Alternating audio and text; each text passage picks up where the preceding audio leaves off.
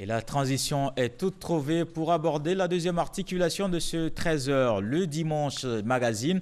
Imam Yahya Traoré de la mosquée Al-Fitiya à Bobo, on vous retrouve. Salam alaikum. Alaykoum salam wa rahmatullah. Bienvenue sur ce plateau. On va parler Merci. avec vous du mois de Ramadan et de son impact sur la vie du croyant. Hier, c'était la fête de Ramadan. Comment on devait célébrer ce jour important pour le croyant? Alhamdulillah, salatu wa salam ala rasulillah, Allahumma salli ala Muhammadi wa ala ali Muhammad wa sallim. Merci de nous donner l'occasion de nous adresser à toute la communauté et à la nation ivoirienne pour dire que la fête de Ramadan est une fête que l'islam a instituée depuis le temps du messager sallallahu alayhi wa sallam. Et donc, à cette fête, c'est une fête qui est basée sur la spiritualité, parce que depuis le matin, les musulmans ne font que cantonner le nom de Dieu avec les takbirat et puis se rendre sur le lieu de la prière. Ici en Côte d'Ivoire, nous l'avons fêté effectivement dans la joie et surtout dans la foi.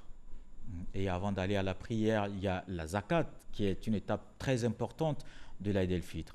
Bien sûr, la zakat et le fitr, comme l'a dit le messager sallallahu alayhi wa sallam, qui aide le musulman ou le jeûneur à booster son jeûne vers son Seigneur Allah. Et la zakat el-fitr peut se donner 2 jours ou 3 jours avant la fête. Pas forcément le matin. Pas forcément le matin, mais elle doit se donner, on doit donner la zakat el-fitr avant d'aller à la prière, pas après la prière. Parce que l'objectif de la zakat el-fitr, c'est qu'on donne ces zakats aux nécessités afin qu'ils soient privés ce jour-là de faire de la mendicité. Donc c'est pourquoi il faut leur donner de l'alimentation afin qu'ils puissent se nourrir. Et si on peut ajouter quelque chose comme de l'argent afin qu'ils puissent ce jour-là aussi avoir la joie dans la famille et prendre aussi en charge leurs familles respectives. Quelle est la proportion du don? Est-ce que c'est un choix qu'on fait personnellement ou il y a un système particulier qu'impose l'islam Oui, pour la l'islam zakat? impose quelque chose, c'est-à-dire à ceux qui font la zakat el-fitr, c'est 2 kilos, on complète à demi. Sinon 2 kilos quelques grammes, 2 kilos 20 grammes, mais si on complète à 2 kilos et demi, donc c'est la portion normale.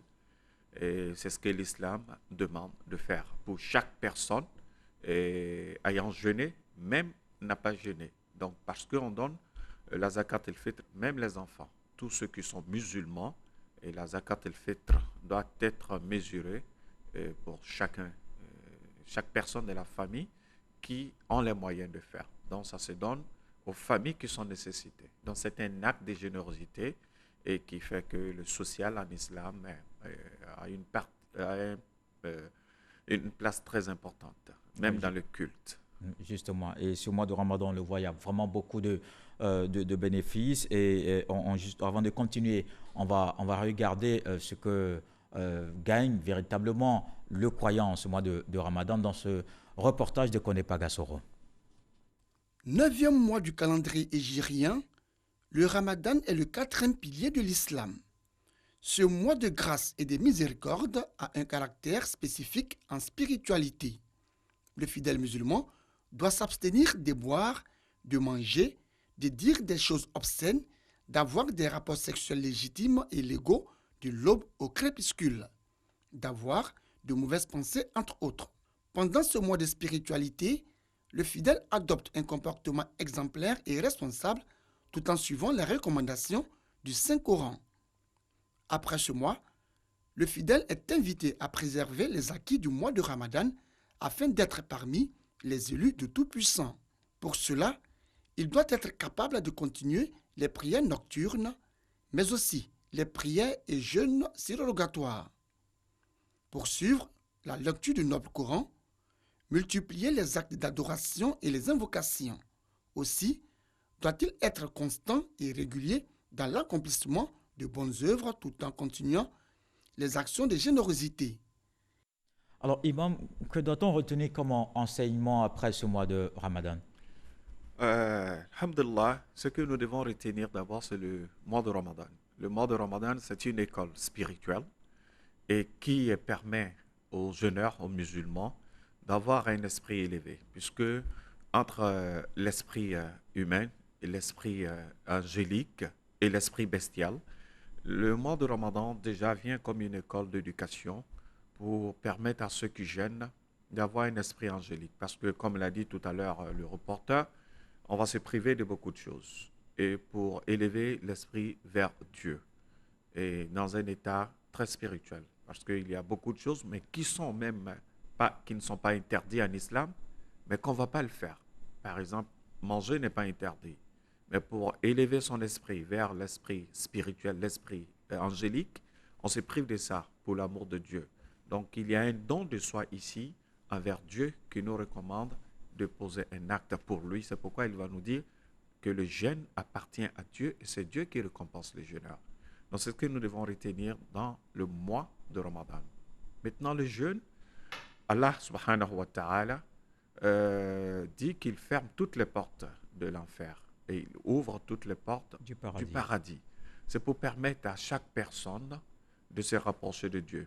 Donc ici, il y a une relation verticale entre nous et Dieu pour nous permettre de pouvoir gérer notre relation horizontale entre nous. Vous voyez, quand la relation entre nous et Dieu est bien faite, donc ça fait de nous quelqu'un de bien. C'est pourquoi l'objectif du jeûne dans le mois de Ramadan, Allah subhanahu wa ta'ala a dit la'allakum tattaqun, afin que vous atteigniez la piété. Donc cette piété, on ne peut pas l'atteindre sans pour autant tisser le lien de relation entre nous et Dieu.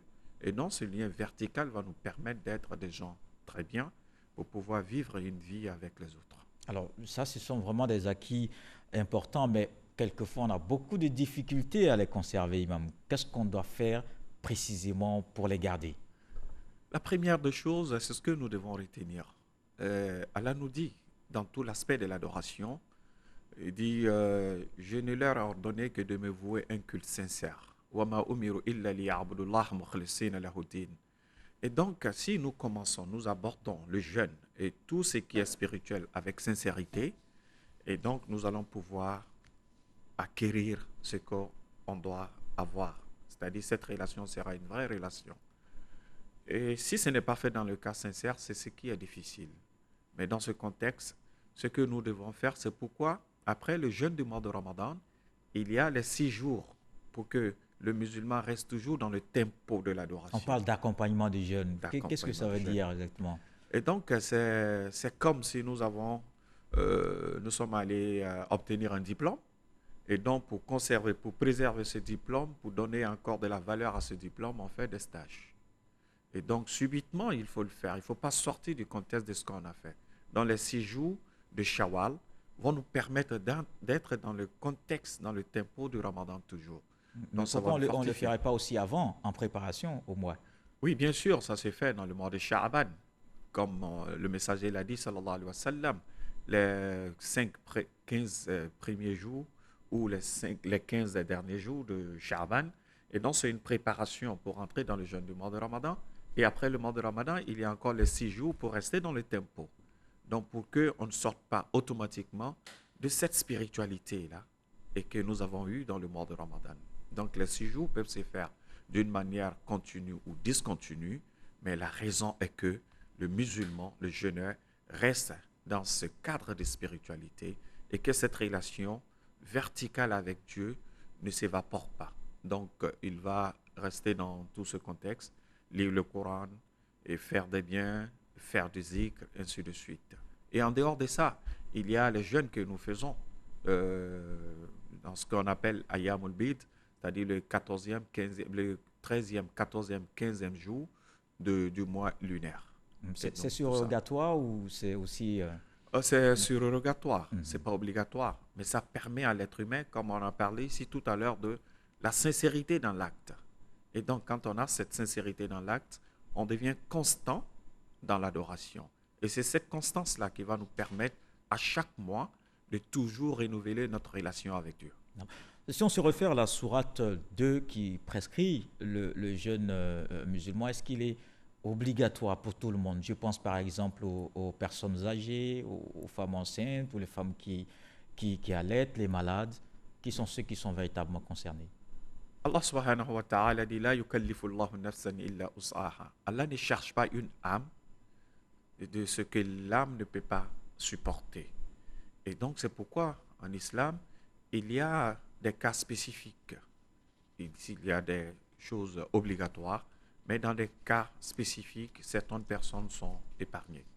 Et donc, pendant le mois de Ramadan, le jeûne devient une obligation, mais pour certaines personnes, il n'y a pas cette obligation. Comme vous l'avez cité tout à l'heure, la femme enceinte, et même celle qui a accouché, et puis celui qui voyage, et celui qui est malade, et les vieilles personnes, ceux qui ne sont pas dans la capacité de pouvoir jeûner, c'est-à-dire physiquement, si le corps ne peut pas supporter le jeûne, alors ceux-là, ils ne sont pas obligés de jeûner. Et donc, il y a une compense pour ça. Alors, Imam, un seul mot sur une question d'actualité. Vous l'avez dit, les portes du paradis étaient ouvertes et les portes de l'enfer fermées, Satan enchaîné. C'est là que Dieu décide de rappeler à lui le guide de la communauté musulmane ivoirienne, le Cheikh Aïma Bouakari Fofana. Un mot sur cette disparition. Alhamdulillah, c'était un grand événement. Un grand événement parce que, je le dis, parce que ça s'est fait dans le mois de Ramadan. Le mois dans lequel Allah, toute sa miséricorde est étalée sur toute l'humanité. Et comme lui-même, il a dit, Salamun hiyata matla'il fajr. Et ce grand homme, Cheikh Abouakar Fofana, qui est un père, un guide, un modèle, j'ai collaboré avec lui, étant responsable patrimoine et investissement au COSIM, aujourd'hui étant responsable de la jeunesse, dont je connais bien l'homme, et qui avait un souci particulier pour sa communauté, surtout pour les jeunes. Et il a travaillé, il s'est mis en œuvre, il a porté les tenues des autres, il a parlé au nom des autres, il a tendu ses oreilles pour les autres, et il était quelqu'un de très ouvert, un modèle, et quelqu'un qui n'a jamais assez dormi, et donc on ne dira jamais assez de cette personnalité. D'accord, donc on dira que c'est la mention d'Allah qui va permettre de penser ce manque de Cheikh Aïma Bouakari Fofana. Merci Imam Traoré, imam de la mosquée Al-Fitiya à Bobo, invité du Dimanche Magazine. Et avec vous, on a parlé du mois de Ramadan et des acquis pour le musulman, une période de piété qui doit se renforcer même après ce mois. Absolument. Merci Imam d'avoir suivi. Merci également à vous aussi de nous avoir suivis puisque c'est la fin de ce journal et du magazine Dimanche. À 20h, vous avez rendez-vous avec Marilyn Goran. Je vous retrouve juste après à 23h pour le dernier journal. Excellente journée dominicale.